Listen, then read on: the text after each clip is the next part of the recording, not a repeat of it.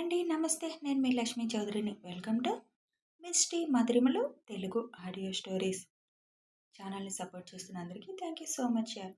మనసా స్మరమే part 83తో మీ ముందుకు వచ్చేసాను. వీడియోలోకి వెళ్ళే ముందు లైక్స్ హైప్స్ ఇవ్వడం మర్చిపోకండి యార్. ఇక ఆలస్యం చేయకుండా కథలోకి వెళ్దాం.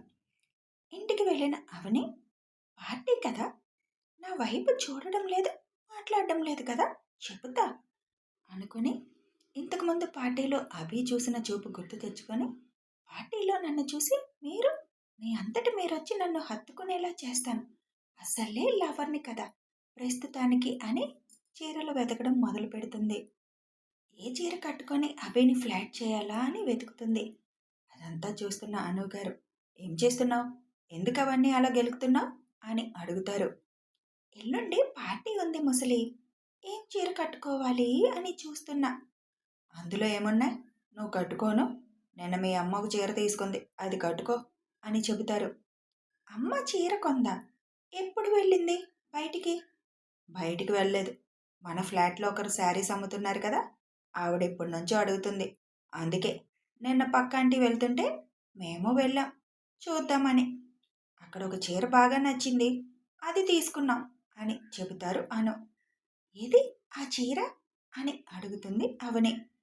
అది మీ అమ్మ వాళ్ళ రూమ్లో ఉంది, మీ నాన్నకి చూపిద్దామని తీసుకువెళ్ళింది, అక్కడే ఉంచింది. అవని పరుగున వెళుతుంది. మనవడా, నువ్విచ్చిన చీరకి ఈ బండరాయికి అనుమానం రాకుండా ఎంత స్టోరీ అల్లానో అని అప్పటి వరకు లైన్లో ఉన్న అభితో అంటుంది అను. అమ్మమ్మ, నీ మనవరాలి పుణ్యమా అని మనం అబద్ధాలు చెప్పడంలో పిహెచ్డి చేస్తున్నాం, అయినా ఆ శిలా విగ్రహంలో చలనం లేదు అని అంటాడు అభి. ఇంకెక్కువ రోజులు పట్టదులే అభి, లోపల బాధ బయటికి రావడానికి, నువ్వు ఇలాగే కంటిన్యూ అవ్వు అని చెబుతారు అను. రేపు పార్టీలో దాన్ని చీరలో చూసి ఎలా కంట్రోల్లో ఉండాలి అమ్మమ్మ. తప్పదు మనవడా, ఏం చేస్తావు, అలాంటి బండరాయిని కావాలని కోరుకుంటున్నందుకు నువ్వు కొన్ని బాధలు భరించాలి అని డ్రామాటిక్గా అంటారు అను. లేదంటే ఒక పని చేయి, పార్టీలో మందు ఉంటుంది కదా, ఒక గ్లాసు దాని గొంతులో పోయి, అప్పుడు కాసేపు దానికి ఏం గుర్తుండదు కదా, దాన్ని దగ్గరగా చూసుకునే అవకాశం వస్తుంది నీకు అని నవ్వుతూ చెబుతారు అను. అభి నవ్వుతూ, అప్పుడు అది చేసే రచ్చకు స్టాఫ్ ముందు దాని పరువు పోతుందమ్మమ్మ, వద్దులేండి, నేనే కొంచెం సేపు ఎలాగో దానికి దగ్గరగా ఉండే ప్లాన్ చేస్తాను అని అంటాడు అభి. నీ ఇష్టం అభి అని చెబుతారు అనుగారు. అవని పార్వతి గారిని అడిగి చీర తీసుకుంటుంది. అవనికి ఆ చీర చాలా నచ్చుతుంది. అది ఒంటి మీద వేసుకొని, అభి సార్, మీ పని చెబుతాను అని నవ్వుకుంటూ అద్దంలో చూసుకుంటుంది అవని. నీకు చాలా బాగుంటుంది తల్లి అంటారు శంకర్. థ్యాంక్ యూ నాన్న, అయినా మీ ఆవిడికి ఇంత మంచిగా సెలెక్ట్ చేయడం ఎప్పటి నుంచి వచ్చింది? ఎప్పుడు చూడు ఏదో ముసలమ్మ చీరలు తీసుకునేది కదా అని నవ్వుతూ అంటుంది. ఏయ్, నేనెప్పుడు ముసలమ్మ చీరలు కొనుక్కున్నా అంటారు పార్వతి. నీ చీరలు చూడు, తెలుస్తుంది ఎలా ఉన్నాయో అని అంటుంది అవని. నాకు ముదురు రంగులు ఇష్టం ఉండదు, అందుకే లైట్ కలర్స్ తీసుకుంటాను. ఇప్పుడు ఫీల్ అవ్వకులే, దీనికి బ్లౌజ్ కుట్టించాలమ్మా, నేను రేపు ఉదయాన్నే ఇస్తానులే, సాయంత్రానికి ఇమ్మని చెప్తాను. రాజారాం అంకుల్ వాళ్ళ ఇంటి పక్కన ఉన్నారు కదా టైలర్, ఆవిడికి ఇస్తాను. మా మంచి అమ్మ, ఆ పని చూడు అని చీర అక్కడే పెట్టి వచ్చేస్తుంది అవని. అవని రావడం చూసి ఫోన్ మామూలుగా పట్టుకొని, ఏంటి చీర నచ్చిందా అని అడుగుతారు అను. సూపర్గా ఉంది, కానీ నీకు నీ కోడలికి ఇంత మంచి టేస్ట్ ఎప్పుడొచ్చిందా అని అర్థం కావడం లేదు అని అంటుంది అవని.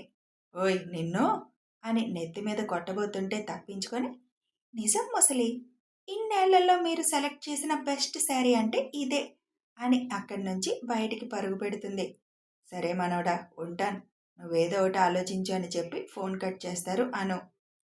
ఫోన్ కట్ చేసిన అభి చీర అవనికి బాగా నచ్చినందుకు హ్యాపీ ఫీల్ అవుతాడు. ఆ చీర వాళ్ళమ్మకి పెళ్లి రోజుకి చీర డిజైన్ చేస్తూ అవనికి కూడా చేశాడు. స్వయంగా తానే దగ్గరుండి వాళ్ళమ్మ చీర, అవని చీర రెడీ చేయించాడు. కానీ అవనికి సమయం వచ్చినప్పుడు ఇవ్వాలి అనుకుని ఉంచేశాడు. భవి చెప్పగానే ఈ పార్టీకి అవనిని ఆ చీరలో చూడాలి అని అనుకుని ఉదయం ఆఫీస్కి వెళ్ళే టైంలో తెచ్చి అవని ఇంట్లో ఇస్తాడు. పార్టీకి అవని ఈ చీర కట్టుకునేలా చేయండి అని చెబుతాడు. నువ్వే ఇవ్వచ్చు కదా అభి అని అనుగారు అంటారు.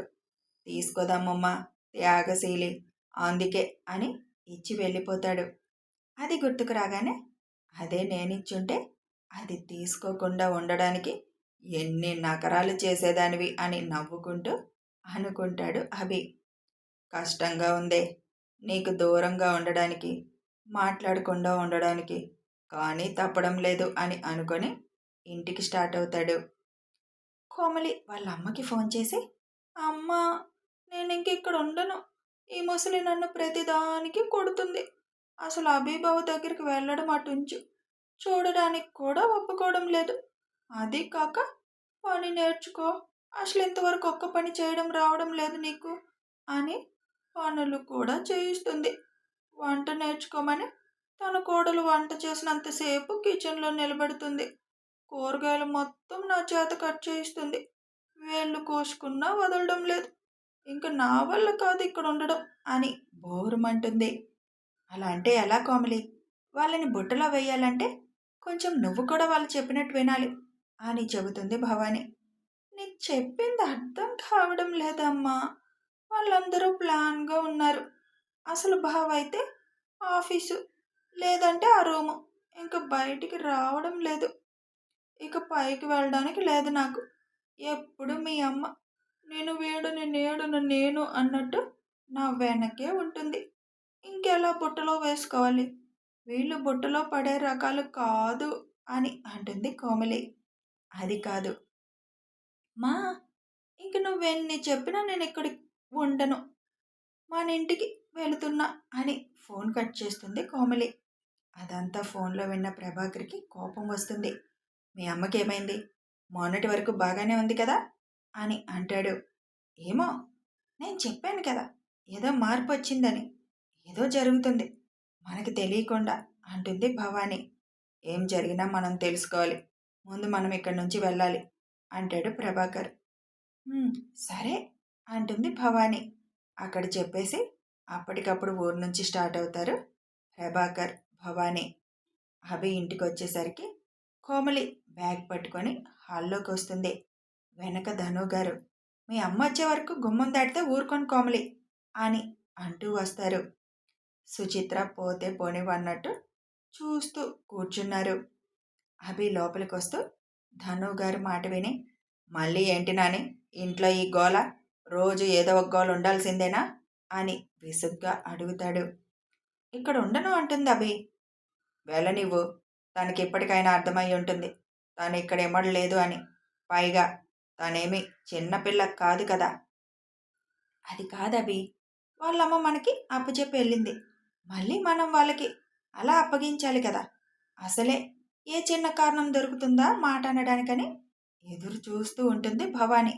అందుకే అది వచ్చేదాకా ఉండమని అంటున్నా. తర్వాత ఏ గంగలో దూకితే మనకెందుకు అంటారు ధనుగారు. చెప్పింది కదా నాని, లోపలికి వెళ్ళు, న్యూసెన్స్ క్రియేట్ చేయకుండా అని అభి సీరియస్గా చెబుతాడు కోమలి వైపు చూసి. అభి కోపాన్ని చూసి అక్కడి నుంచి లోపలికి వెళ్ళిపోతుంది కోమలి. సుచిత్ర నవ్వుకుంటూ, ఎవరు చెప్పాలో వాళ్ళే చెప్పాలి అని అంటారు. ఈ అమ్మాయిలందరికీ కొంచెం తెక్కెక్కువ ఉంటుందా ఏంటమ్మా అంటాడు సుచిత్ర పక్కన కూర్చుంటూ. ఏమైంది? మా కోడలు ఇంకా అలాగే ఉంది అనా? ఆవిడ గారు ప్రపంచంలో నెంబర్ 1 త్యాగశీలి అని గిన్నీస్ బుక్లో ఎక్కడానికి ప్రయత్నం చేస్తుందమ్మా. సుచిత్ర గారు నవ్వుతూ, అమ్మాయిలు ఏదన్నా పట్టుకుంటే అంత తొందరగా వదలరబి, కొంచెం సహనంగా ఉండాలి. లేదమ్మా, సహనంగా ఉంటే నేను ముసలాడిని అవ్వడం కన్ఫర్మ్ అంటాడు అభి. అప్పుడే అంత విరక్తి వస్తే ఎలా అభి? విరక్తి కాదమ్మా, అదొక మాట మీద స్టిక్ అయి కూర్చుంది. అది మంచిదే, కానీ తన లైఫ్ నాశనం అవుతుందని దానికి అర్థం కావడం లేదు. తను ఏదన్నా సమస్య చెప్తే కదా మనం ఆలోచించేది, రైటా రాంగా అని తెలిసేది. దానికి పరిష్కారం చూసేది. ఒక్కతే ఏదో ఉద్ధరించేద్దామని తనొక్కతే అది చేయాలన్నట్టు ఏంటమ్మా అది చేస్తుంది. ఎదురుగా నన్ను పెట్టుకొని నేను మాట్లాడకపోతే బాధపడుతుంది. నేను చూడటం లేదని దిగులు పడుతుంది.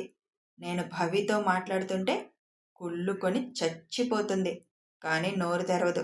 అసలు అంత బండరాయిలో ఎలా ఉంటుందో అర్థం కాలేదు అని అంటాడు అభి. సుచిత్ర ఏదో అనబోతుండగా అమ్మమ్మ అమ్మ నీతో మాట్లాడుతుందంట అని ఫోన్ పట్టుకొని వస్తుంది కోమలి. దాంతో అభి అక్కడి నుంచి లేచి పైకి వెళ్ళిపోతాడు. అది చూసిన కోమలి అసలు నన్ను చూడటానికే ఇష్టపడడం లేదు. ఎలా బుట్టలో వేసుకోవాలి? పైకి కూడా వెళ్ళడానికి లేదు.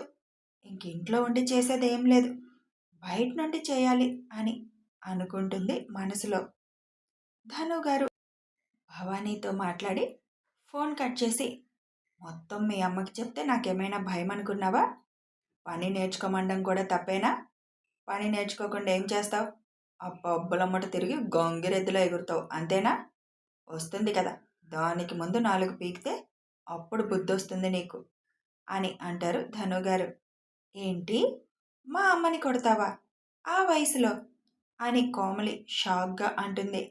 ఏ వయసు అయితే ఏంటి, బుద్ధి లేని వాళ్ళకి కొట్టి బుద్ధి చెప్పాలి అని ధనుగారు లేచి పద అని కోమలి చేపట్టుకొని లోపలికి తీసుకువెళ్తారు.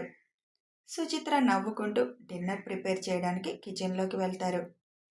అవని, పార్టీ అన్నావు కదా, ఏం పార్టీ అది అని అడుగుతారు అను. ఆ కంపెనీ పెట్టి 15 సంవత్సరాలు అయింది. దాని పుట్టినరోజు సెలబ్రేట్ చేస్తున్నారు. అవునవని, నీ పుట్టినరోజు ఇంకా వారమే ఉంది. ఇన్నాళ్ళంటే మీ నాన్నకి బాగోలేదని చేసుకోలేదు. ఈసారి చేసుకోవచ్చు కదా అని అడుగుతారు అను. ఇప్పుడు నేను పుట్టినరోజు చేసుకోకపోతే ఏం నష్టం రాదు కదా, నాకు ఇంట్రెస్ట్ లేదు నాని. అదేంటవని, ప్రాణం లేని కంపెనీకి పుట్టినరోజు చేస్తున్నారు. ప్రాణం ఉన్న నువ్వు చేసుకోవడానికి ఏం రోగం? మనం ఏమన్నా పార్టీలు చేసుకుంటామా? ఏదో మామూలుగా మన ఇంట్లో సెలబ్రేట్ చేసుకుంటాం అని అంటారు అను. ఇంట్రెస్ట్ లేదన్నాను కదా, వదిలే అంటుంది అవని. నువ్విలా ఎందుకు వింటావు? ఎలా చేసుకోవో నేను చూస్తాను. ఈసారి నా మనవడు చేస్తాడు నీకు పుట్టినరోజు అని అనుకొని అభికి ఫోన్ చేస్తూ అక్కడి నుంచి రూమ్లోకి వెళ్ళిపోతారు అను. కానీ అభి ఫోన్ లిఫ్ట్ చేయడు, వాష్రూమ్లో ఉండడం వల్ల. సర్లే తానే చేస్తాడులే అని ఫోన్ కట్ చేస్తారు అను. ఈ ముసలి ఈ మధ్య ఎవరికమ్మా ఫోన్లు చేస్తుంది? అనవసరంగా నెత్తి మీదకి ఏదో ఒకటి తెచ్చిపెట్టుకుంటుంది అని అంటుంది అవని. నువ్వు నీ నెత్తి మీదకి తెచ్చుకోలేదు, ఆవిడ అంతే. ఎవరు మాట వింటున్నారు అని అంటారు పార్వతి. నేనేమీ నెత్తిని తెచ్చిపెట్టుకున్నానమ్మా? ఏం తెచ్చిపెట్టుకోలేదా? పెద్ద త్యాగశీలిలా నీ జీవితాన్ని ఇచ్చేసొచ్చి ఏం చేశానమ్మా అంటున్నావు? అంటే నిన్ను ఏమనాలవని? మా అది జరిగిపోయిన గతం కాదు, అది వెంటాడుతున్న గతం. అది నీ వర్తమానానికి భవిష్యత్తుకి కూడా అడ్డుగా ఉన్న గతం. ఆ వ్యక్తి ఎవరంటే చెప్పవు, వేరే వాళ్ళని చేసుకో. ఇంకలా పెళ్ళి పిల్లలు లేకుండా ఉండాలి అని చూస్తే దానిని ఏమంటారు అవని? మా కొన్ని కొన్ని వదిలేయాలి, పట్టుకొని కూర్చుంటే అవ్వదు. నువ్వెక్కువ ఆవేశపడకు అని అంటుంది అవని. ఏమవుతుంది, పోతానా? ఇలాంటివన్నీ చూసే కన్నా పోవడమే నయం అని అంటుంది పార్వతి. ఆపమ్మా, ఏం మాటలవి? పోవాలి అనుంటే అందరం కట్టుకట్టుకొని పోదాం అంటుంది గట్టిగా అవని. అవని అరుపు విని అందరూ బయటికి వస్తారు. ఏమైంది, ఎందుకలా అరుస్తున్నావు అని అడుగుతారు అను.